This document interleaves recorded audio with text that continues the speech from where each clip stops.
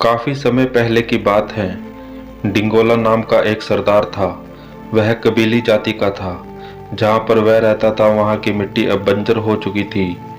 एक दिन की बात है, उसने अपने कबीले के लोगों को किसी ऐसे स्थान पर ले जाने का फैसला किया जहाँ की मिट्टी काफी उपजाऊ हो, लेकिन यात्रा बहुत लंबी और कठिन थी। इसीलिए रास्ते में काफी मुश्किलों का सामना भी करना पड़ सकता था।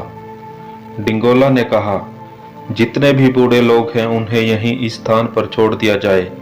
वे इतनी लंबी और कठिन यात्रा नहीं कर सकते और हम लोगों पर बोझ बनकर रह जाएंगे। लोगों को इस बात का बड़ा दुख हुआ, लेकिन उन्हें जैसा कहा गया था वैसा ही करना पड़ा। लेकिन शंखू इन सब से अलग सोच रहा था। मैं अपने बूढ़े पिता को यहाँ कभी नहीं छोड़ूंगा। इसलिए उसने अपने बूढ़े पिता को एक बोरे में बंद कर लिया और दूसरे लोगों के साथ चल दिया। काफी लंबे समय तक उनका सफर जारी रहा। चलते रहने के बाद वह एक झील के किनारे पहुंच गए। झील तीन तरफ से पहाड़ों से घिरी हुई थी। यहीं पड़ाव डाल दो, डिंगोला ने आदेश दिया। फिर उसने अपने एक आदमी को पानी लेने के लिए भेज दिया। झील का पानी बड़ा साफ था। जैसे ही वह व्यक्ति जल लेने के लिए झुका, उसे झील की पेंदी पर एक सोने का प्याला दिखाई दिया। उसने वापस आकर यह बात सरदार को बताई। मुझे हर हाल में वह प्याला चाहिए, डिंगोला ने कहा। इसलिए उस आदमी ने झील में डुबकी लगा दी। काफी देर तक सभी लोग उसका इंतजार कर रहे थे, लेकिन वह व्यक्ति दोबारा पानी से बाहर नहीं आया। इस प्रकार एक के बाद एक आदमी झील के पानी में डुबकी लगाते रहे, परंतु उनमें से कोई भी व्यक्ति दोबारा लौटकर ऊपर नहीं आया। अब शंभू की बारी थी। वह जाने से पहले बताने के लिए अपने पिता के पास पहुंच गया।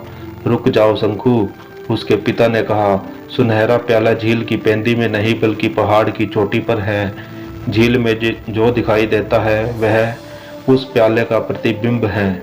इसलिए मेरे बेटे, मेरे लाल, झील में डुबकी ना लगाकर तुम पहाड़ी पर चढ़ो। अपने पिता की बात को मानते हुए शंखू पहाड़ी की चोटी पर चढ़ गया और वहां से सोने का प्याला उतार लाया। प्याला देखकर डिंगोला बहुत खुश हुआ।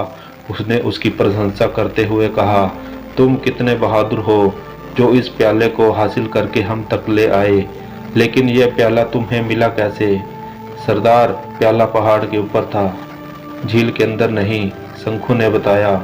इसलिए मैं झील में डुबकी ना लगाकर पहाड़ की चोटी पर चढ़ गया और यह प्याला मुझे मिल गया। डिंगोला काफी खुश हुआ। अगले रोज वे लोग आगे की यात्रा के लिए रवाना हो गए। चलते चलते वे एक रेगिस्तान में पहुंच गए। वे काफी थक चुके थे और प्यास भी बहुत लग रही थी। आज हम यहीं पड़ाव डालेंगे, डिंगोला ने कहा। तब उसने अपने आदमियों से पानी लाने को कहा, लेकिन किसी को कहीं भी पानी नसीब नहीं हुआ। प्यास की व्याकुलता को देखकर शंखू अपने पिता के पास पहुंचा और कहा, पिताजी, हमें अब क्या करना चाहिए? हम सभी लोग प्यास से तड़प रहे हैं। शंखू के पिता ने कहा, एक 3 साल उम्र की गाय लो, उसे इधर उधर घूमने के लिए आजाद छोड़ दो। जिस स्थान पर भी वह रुककर सूंघने लगे वहीं से खोदना प्रारंभ कर दो। उस जगह तुम्हें पानी मिल जाएगा। इतना सुनकर शंखू वापस आ गया। अपने पिता के कहने के मुताबिक शंखू ने वैसा ही किया जैसे उसे कहा गया था। जब 3 साल की उस गाय ने जमीन को सूंघना आरंभ किया तो उसने डिंगोला के आदमियों से कहा, आप लोग इस स्थान की खुदाई करें। मेरे कहने के मुताबिक यहाँ पानी जरूर मिलना चाहिए। तुम जल्दी से काम शुरू करो।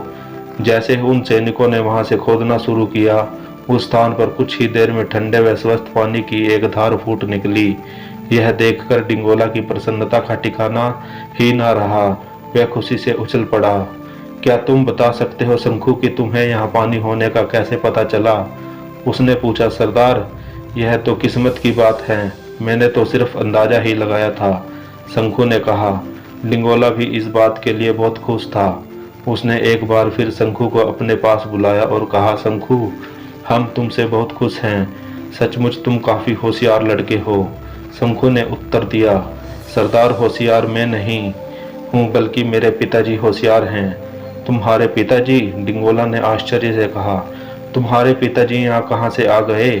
शंखू ने पूरी बात सरदार को बताते हुए कहा।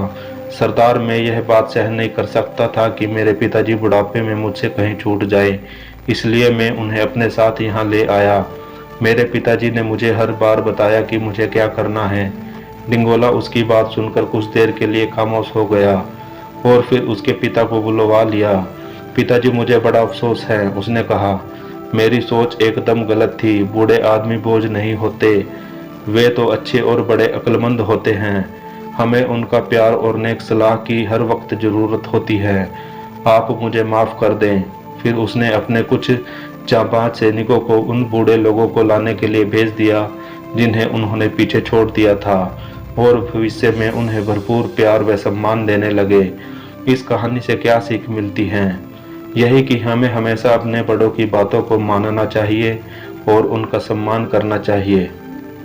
ये वीडियो आपको कैसी लगी प्लीज़ कमेंट करके बताएं।